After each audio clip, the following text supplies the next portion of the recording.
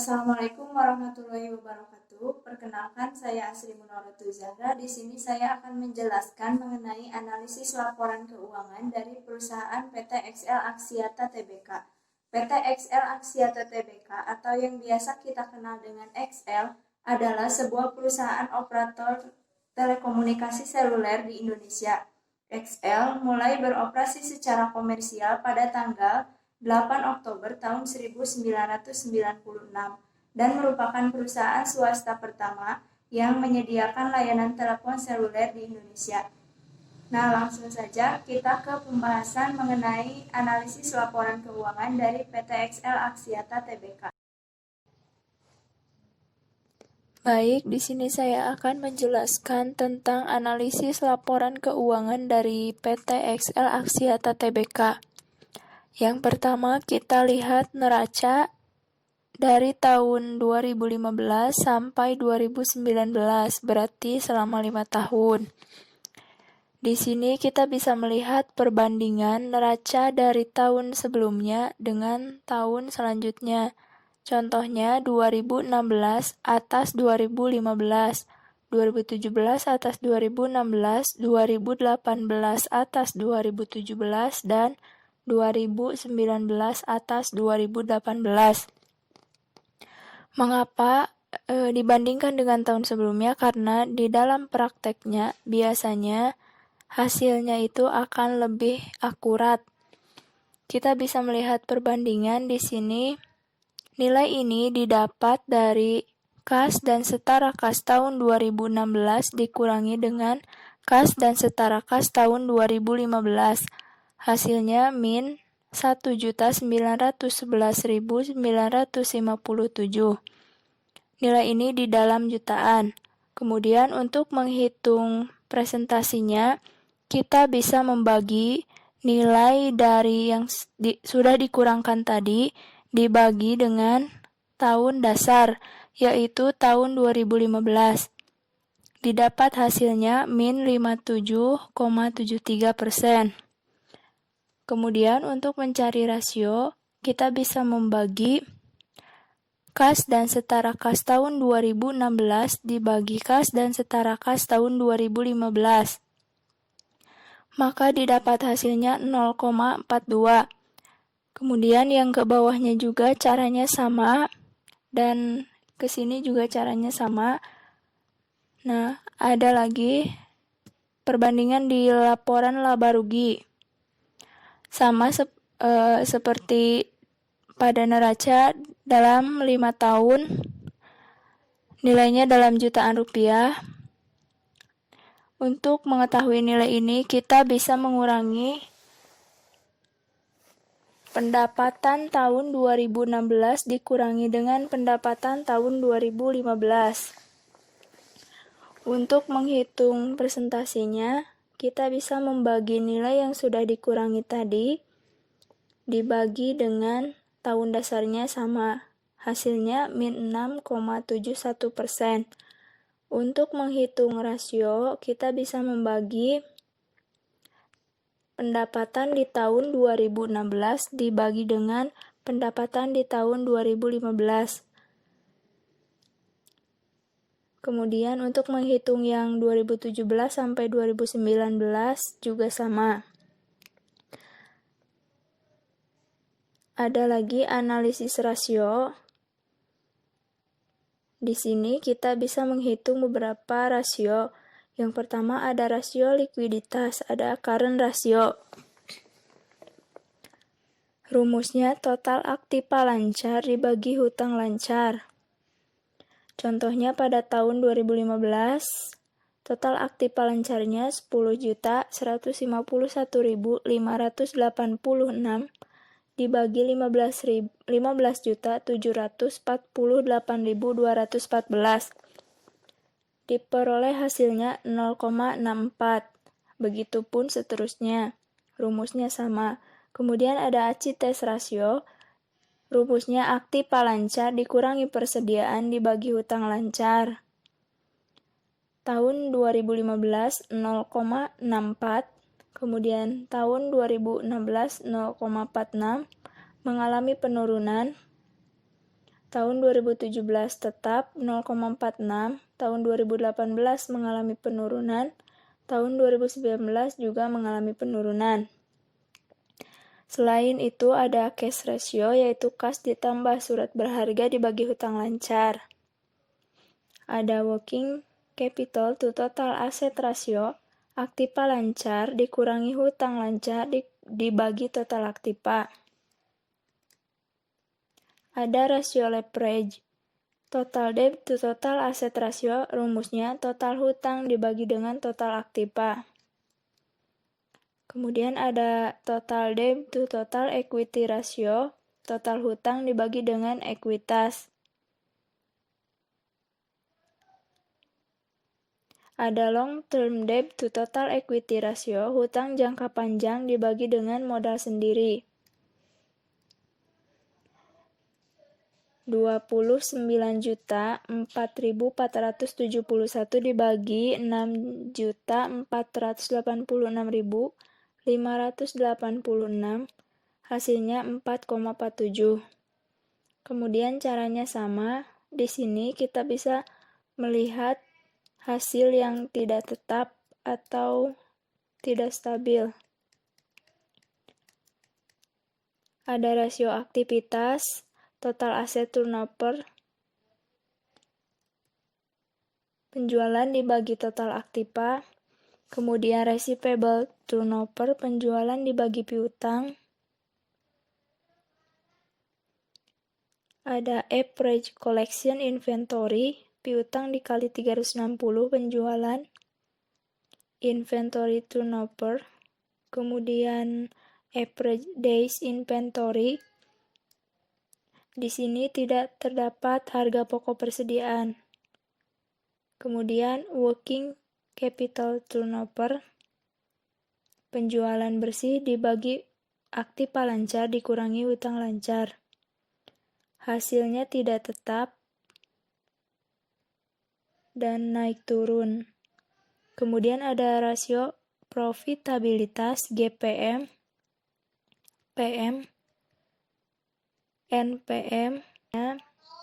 Kemudian ada ROA, EBIT dikali 100% total aktiva. Ada ROE, IT dikali 100% modal sendiri. Ada ROI,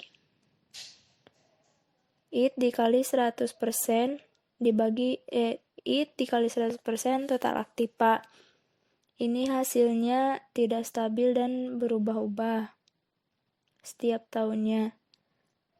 Kemudian kita bisa melihat perbandingan PT XL Axiata.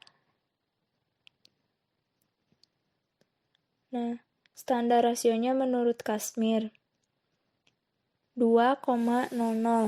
Untuk rasio industri yang sudah dihitungkan tadi, kita masukkan ke sini dan bisa dilihat grafiknya.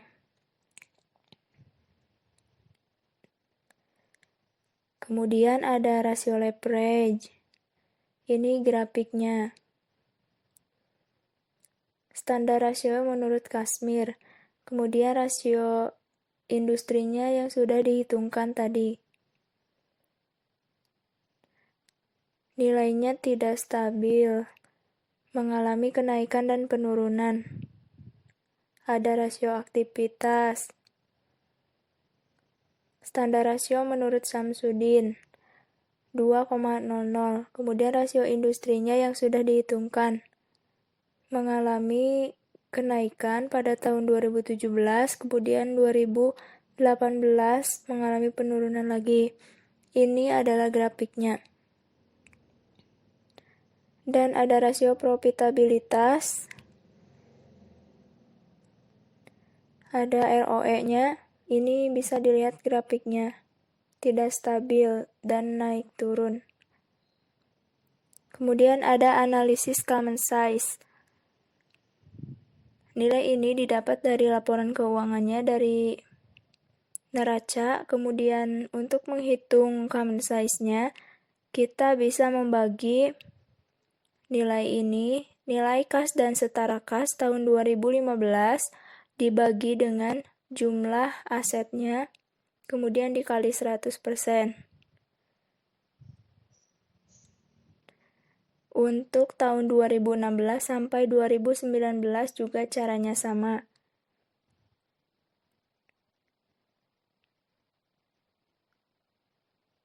Ini untuk analisis common size yang laporan laba rugi juga sama caranya, seperti di neraca. Kemudian ada analisis tren. Untuk menghitung analisis tren, kita bisa melihat di neraca dari 5 tahun, dari mulai tahun 2015 sampai dengan tahun 2019.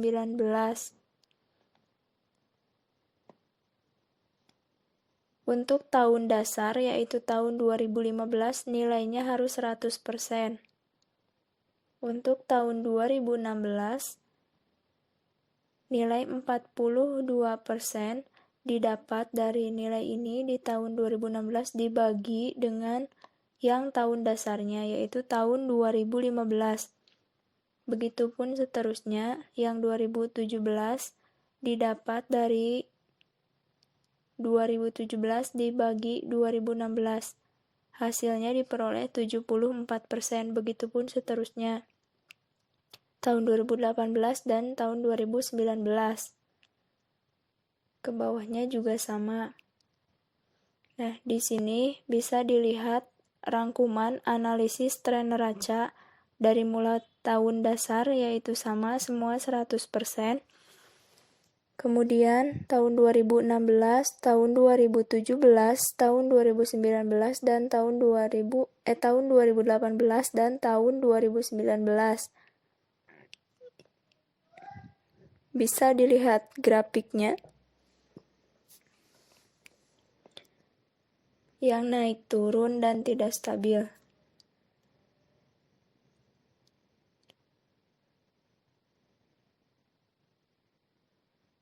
Untuk laporan laba rugi juga sama dengan neraca.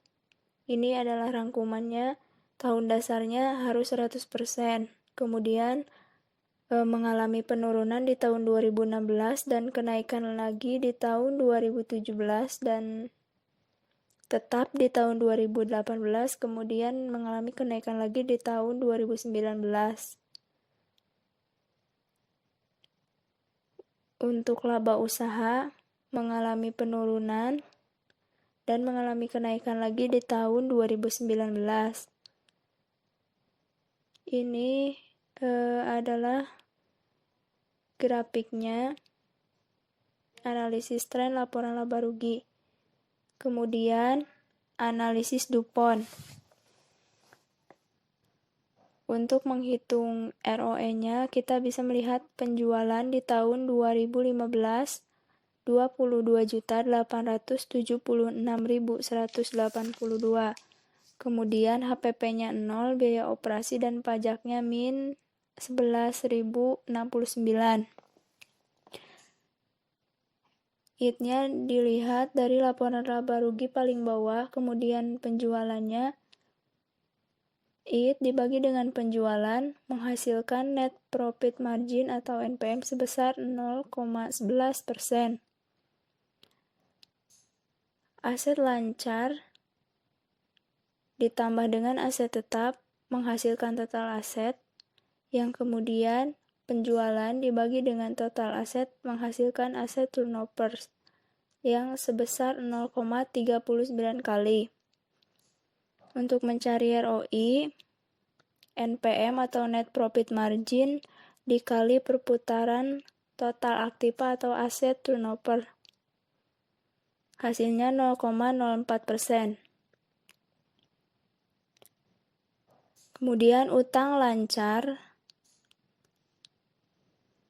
ditambah dengan utang jangka panjang menghasilkan total liabilitas sebesar 44.752.685. Ditambahkan dengan modal 854.138 menghasilkan total aktiva ditambah modalnya dan stockholders equity, kemudian ada equity multiplier-nya, didapat dari total aktiva dibagi dengan total ekuitas. Untuk menghasilkan ROE, maka ROI dikali dengan equity multiplier, menghasilkan 0,13%. Untuk tahun 2016 sampai tahun 2019, caranya juga sama. Dari tahun 2015 ke 2016 mengalami kenaikan. Dari tahun 2016 ke tahun 2017 mengalami penurunan.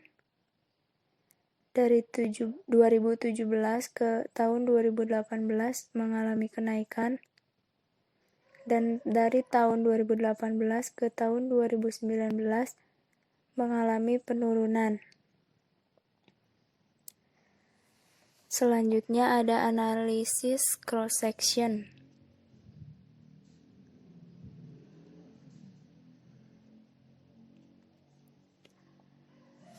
Saham yang beredar dari tahun 2015 sampai tahun 2019.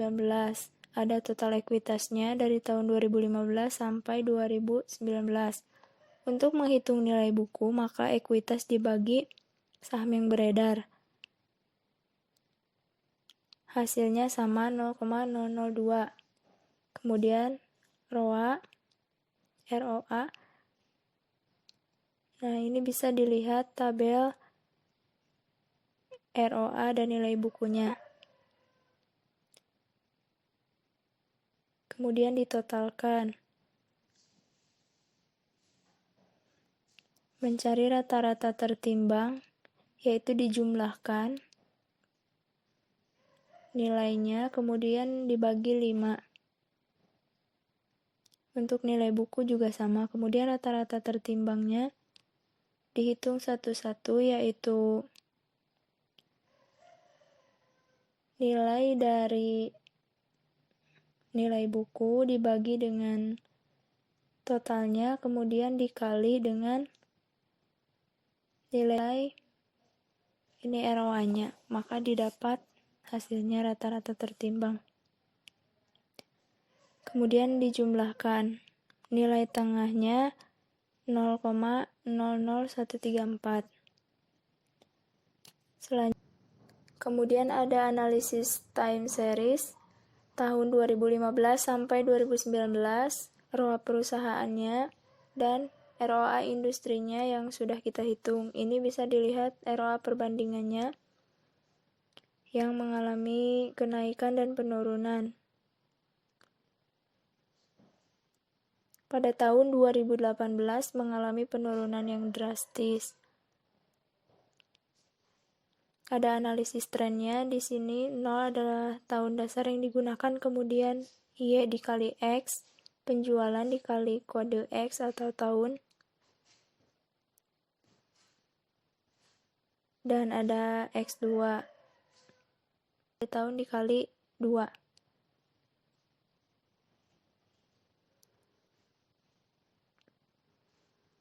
Kemudian untuk menentukan Y, persamaan tren, kita bisa menghitung A dan B. Nilai A diperoleh, jumlah Y dibagi dengan N. Hasilnya 23.032.942. Kemudian B, jumlah YX dibagi dengan X kuadrat. EX2. Hasilnya 611.028, sehingga diperoleh persamaan 23.032.942 ditambah 611.028X. Dimasukkan ke dalam tabel data Y dan penjualan. Dan analisis tren penjualan, ini grafiknya. Bisa dilihat mengalami penurunan, kemudian mengalami kenaikan. Yang terakhir adalah analisis Corporate Social Responsibility atau CSR. PT XL Axiata ini telah melakukan beberapa program dalam bentuk pertanggungjawaban perusahaan. Pada tahun 2015, tanggung jawab terhadap lingkungan, XL memiliki komitmen untuk menjalankan usaha dengan memperhatikan aspek ramah lingkungan. Perusahaan terus berupaya untuk mengajak seluruh stakeholder agar memiliki kepekaan dan perhatian terhadap kelestarian lingkungan baik di dalam internal perusahaan maupun di kalangan masyarakat luas. Nah, selama tahun 2015 ini, PT XL Axiata melakukan kegiatan program tanggung jawab lingkungan sosial yang telah dijalankan. Yang pertama ada Green BTS, kemudian ada Paperless, Energy Saving, Waste Management Inisiatif, kegiatan solusi pengelolaan sampah rumah tangga menyambut Hari Lingkungan Hidup. Ada tanggung jawab terhadap ketenagakerjaan, kesehatan, dan keselamatan kerja. Banyak sekali yang telah dilakukan oleh PT XL Axiata. Kemudian tanggung jawab sosial terhadap pengembangan sosial dan kemasyarakatan. Ada XL Future Leader, Global Thinking, XL Future Leader Beasiswa, Beasiswa Hasanah, Komputer untuk Sekolah Interaktif, Bencana dan Musibah, Kegiatan Sosial, Kegiatan Usaha Kecil Menengah, dan Pendanaan. Selain itu, XL Axiata juga bertanggung jawab kepada konsumen dengan upaya memberikan kepuasan untuk konsumen dalam pencapaian perusahaan, memberikan kualitas jaringan dan berbagai inovasi guna memenuhi kebutuhan pelanggan. Yang pertama, perlindungan konsumen. Ada transparansi, ada kerahasiaan, dan customer experience. Tahun 2016 juga, XL Axiata melakukan kegiatan CSR. Kegiatan-kegiatannya tidak berbeda jauh dari tahun 2015. Sampai dengan tahun 2019, XL Axiata melakukan kegiatan CSR.